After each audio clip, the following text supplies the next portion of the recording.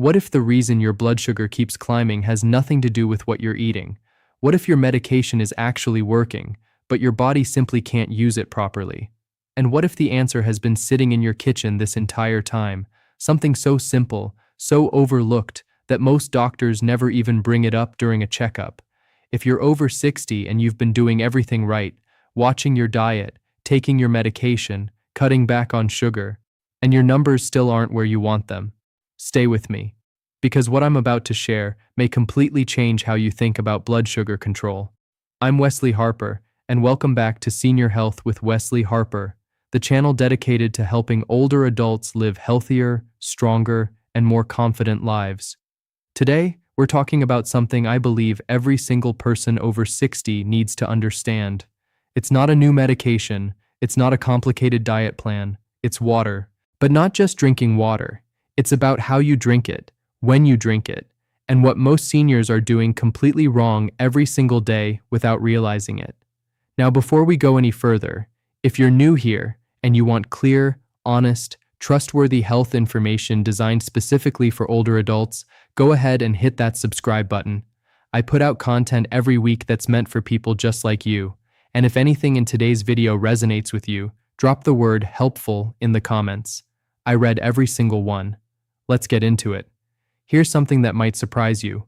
Research and clinical observation consistently show that the majority of adults over 65 are living in a state of mild to moderate chronic dehydration, and most of them have absolutely no idea. No dry mouth, no obvious thirst, no warning signs, just quietly dehydrated cells that are struggling to do their job properly. And here's why that matters so much for blood sugar. When your cells are dehydrated, they become resistant to insulin. Now, most people think insulin resistance is purely about diet or weight, but there's a biological reality that often gets ignored. When your cell membranes don't have enough water, they stiffen up. They become rigid, and when that happens, insulin, which is supposed to act like a key that opens your cells to let glucose in, can't do its job properly. The key is there. The lock is just too stiff to turn. So glucose stays in your bloodstream, your readings go up, and you get frustrated because you didn't change anything you were eating. Sound familiar? Many older adults go through this exact experience and never connect it back to hydration.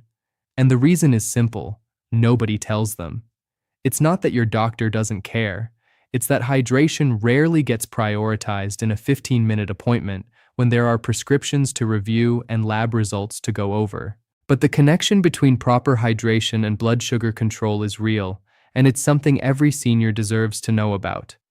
Let me explain what's actually happening inside your body as you age, because this is important.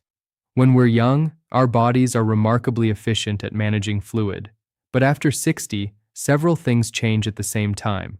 First, the tiny water channels inside your cells, called aquaporins, become less responsive. These channels are what allow water to actually enter your cells. When they slow down, your cells can't hydrate properly even when you are drinking water. Second, your kidneys become less efficient at holding on to water, so you lose fluids more quickly than you used to. Third, and this is the one that catches most people off guard, your sense of thirst weakens significantly with age. By the time you actually feel thirsty after 60, your body has often been dehydrated for hours. And fourth, many common medications that seniors take for blood pressure or blood sugar actually pull additional water from the body as part of how they work. Put all four of those together, and you have a situation where a large number of older adults are chronically dehydrated without any obvious symptoms, and their blood sugar is paying the price every single day. Now, let me give you a picture of what this looks like in real life. Imagine a gentleman in his early 70s. He's been managing his blood sugar for years, stable numbers, takes his medication faithfully, watches his diet carefully. Then one day, his fasting glucose starts climbing into ranges he hasn't seen in years. His doctor reviews everything. No change in diet, no missed medication. The explanation given is simply that the condition is progressing, but when someone takes a closer look at his daily routine, the real answer becomes clear. He's barely drinking any plain water throughout the day. His fluids are mostly coffee in the morning and a bit of juice here and there. Both of those, by the way, actually work against hydration. Coffee acts as a diuretic, pulling water out of your system, and juice spikes blood sugar on its own. Once his hydration habits are adjusted, not his food, not his medication, his morning readings begin to come down. Within a couple of weeks, numbers that had been climbing are stabilizing again. Same meals, same medication, just a better relationship with water. That's the power of addressing the right variable. So let's talk about what most seniors are doing wrong when it comes to hydration, because there are 3 common mistakes I see over and over again, and they quietly make blood sugar control harder every single day. The first mistake is counting coffee, tea, juice, or soda toward your daily hydration. I understand why people do this. You're drinking fluids, so it feels like it should count.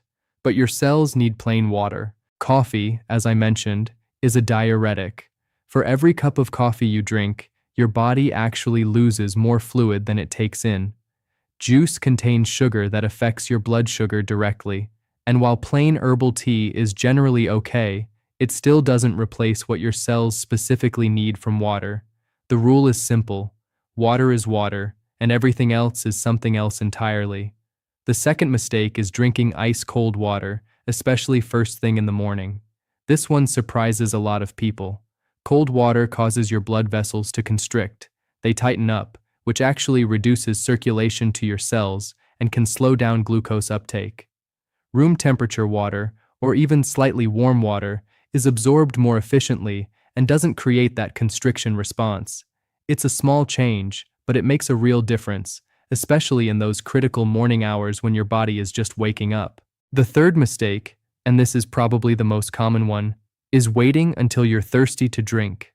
Remember what I said earlier. After 60, thirst is a late signal. By the time your brain tells you that you're thirsty, your cells have likely been starved of adequate hydration for hours. You're already playing catch-up. And when your cells are dehydrated for that long, insulin resistance has already kicked in, and your blood sugar is already feeling the effects. So what's the solution? It comes down to something straightforward: structured hydration timing. This is the piece that most people are missing. It's not just about how much water you drink, it's about when you drink it throughout the day. And there are 4 specific windows that, when you honor them consistently, create a remarkable difference in how your cells respond to insulin. The first window is first thing in the morning, and this one is the most important of all. When you wake up, your body has just gone 7 or 8 hours without any water. Your blood is thicker, your cells are already in a dehydrated state, and in the early morning hours, your body naturally releases hormones that raise blood sugar to help you wake up, something called the dawn phenomenon. When you're dehydrated, this natural rise gets amplified.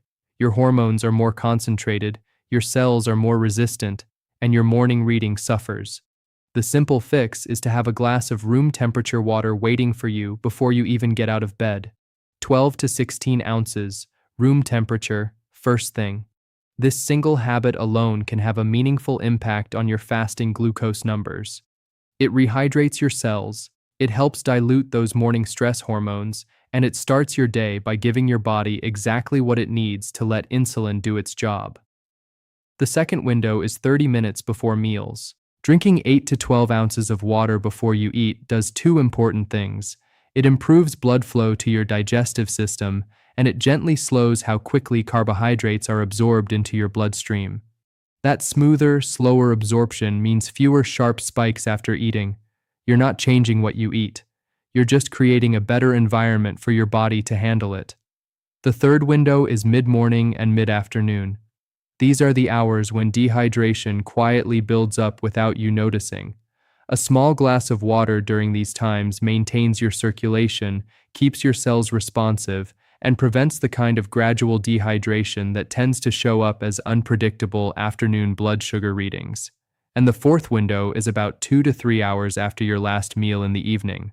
This supports your kidney function overnight without making you wake up multiple times to use the bathroom, which is a real concern for many seniors. Timing matters here. Drinking large amounts right before bed is actually counterproductive because it disrupts sleep, and poor sleep raises cortisol levels, which in turn raises fasting glucose the next morning.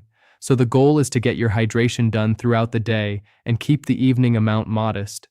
Let me pause here and say something important, because I know some of you are thinking, I'll be running to the bathroom all day. And yes, for the first week or so, you may notice more bathroom trips than usual. That's completely normal. That's your body recalibrating, flushing out what it's been holding on to, and learning to process fluids more efficiently. Most people find that within 10 to 14 days, their body adapts. The bathroom trips normalize, and what remains are the benefits: more stable energy, clearer thinking, and steadier blood sugar readings. Now, there's one more piece of this puzzle that doesn't get enough attention, and that's minerals. Plain water is good, but mineralized water is better for cellular hydration. Here's why. Glucose transport in your cells is essentially an electrical process. Insulin sends a signal to your cells to open up and accept glucose. That signal relies on minerals, specifically magnesium, potassium, and sodium, to travel properly. Without adequate minerals, the signal weakens, and even good hydration doesn't reach its full potential. You don't need anything expensive or complicated. A simple pinch of sea salt in your morning water, or a few drops of a trace mineral supplement, can make a meaningful difference. Some research suggests that magnesium in particular plays an important supporting role in insulin sensitivity, and many older adults are actually deficient in it without knowing.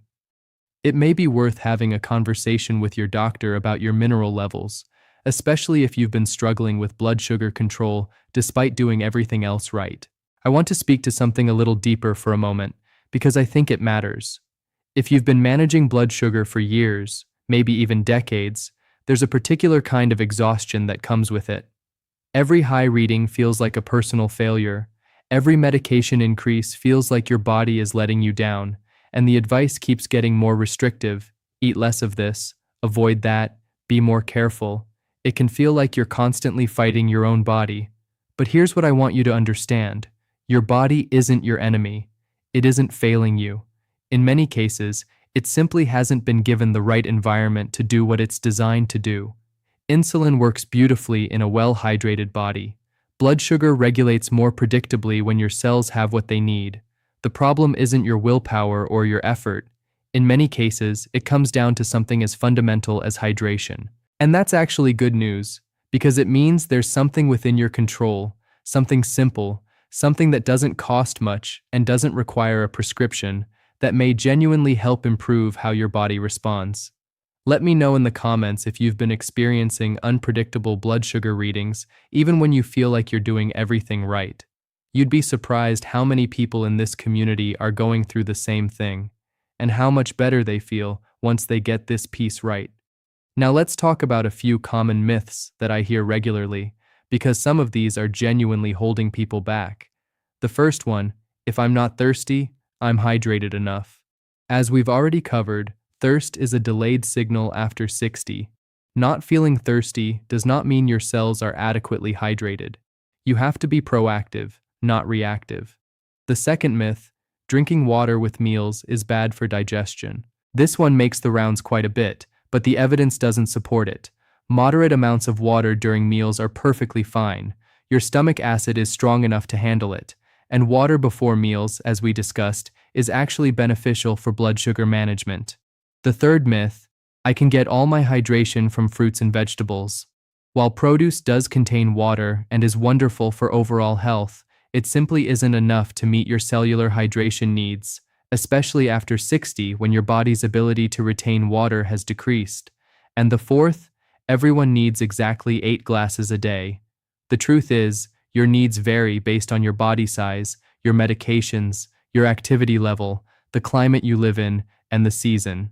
The structured timing approach is far more important than hitting a specific number. Speaking of seasons, I want to mention something that surprises many people. Winter is actually one of the most dangerous times for dehydration. You're not sweating, you're not feeling hot, so it doesn't feel like you need as much water. But indoor heating pulls moisture from the air, which pulls moisture from your body. Many seniors experience their most unstable blood sugar readings in January and February, and it isn't from holiday eating, it's from 2 months of invisible winter dehydration. If you live somewhere with cold winters, please be especially intentional about your hydration during those months. Let's also talk briefly about medication timing, because this is something most people never consider. If you take diabetes medication in the morning and you're dehydrated when you take it, the medication can't distribute properly through your bloodstream. It's a little like trying to deliver something through a traffic jam. The package is there, but it can't reach its destination efficiently. Making sure you're properly hydrated, especially around the time you take your medications, may actually improve how well they work. That's something worth discussing with your doctor. Here's a simple, practical approach to get started. Don't try to change everything at once. This week, focus on just one thing. Put a glass of room temperature water on your nightstand tonight. Tomorrow morning, before you do anything else, drink it. Just that one habit. Do it for 3 days. Then add water 30 minutes before your largest meal. Build from there, one window at a time, over the course of 2 weeks. This gradual approach gives your body time to adapt and makes the habit far more sustainable than trying to overhaul everything overnight. A simple notebook can also be a powerful tool here. Each day, note whether you hit your 4 hydration windows and record your morning fasting glucose. After 2 weeks, look at the pattern. Most people are genuinely surprised by what they see when they start connecting their hydration habits to their blood sugar readings. That visual proof makes it real, and it keeps you motivated on the days when it feels harder to stay consistent. Now, a few important safety notes before we wrap up. If you have heart failure, kidney disease, or are on dialysis, please speak with your doctor before making any changes to your fluid intake. Certain conditions require closely monitored fluid management, and this general guidance may not apply to you without medical supervision. Watch for signs of overhydration as well. Swelling in the ankles or legs, sudden unexplained weight gain, or headaches. These are uncommon when you're building up gradually, but they're worth being aware of. And please, never stop or adjust your medication based on anything you watch or read online, including this video. If your blood sugar improves with better hydration, that's wonderful, but any medication changes need to happen in conversation with your doctor. That's not just a disclaimer. That's genuinely important for your safety. Let me bring this all together for you. Blood sugar control after 60 is about more than what you eat. It's about the internal environment your body is working in. When your cells are dehydrated, insulin struggles to do its job, not because your medication is wrong or because you aren't trying hard enough, but because the biology isn't set up to respond properly. Proper hydration, timed thoughtfully throughout the day, at room temperature, with adequate minerals, creates the conditions where insulin can actually work the way it's supposed to. The 4 windows are simple: first thing in the morning, 30 minutes before meals, mid-morning and mid-afternoon, and a modest amount in the early evening. Room temperature water, a pinch of sea salt or trace minerals. Consistency over perfection. This isn't a cure. It won't replace your medication or your doctor's guidance, but it may be the missing piece that makes everything else you're already doing work better. And that's worth trying. Start tonight. Put that glass of water on your nightstand and come back and tell me how it goes. I genuinely want to hear from you. Drop a comment below and let this community know you're starting. There's something powerful about saying it out loud, even in a comment section. If today's video helped you, please give it a like. It helps more seniors find this information when they need it. And if you haven't subscribed yet, now is a great time. Every week, I share practical, trustworthy health information designed specifically for people over 60, and I'd love to have you as part of this community.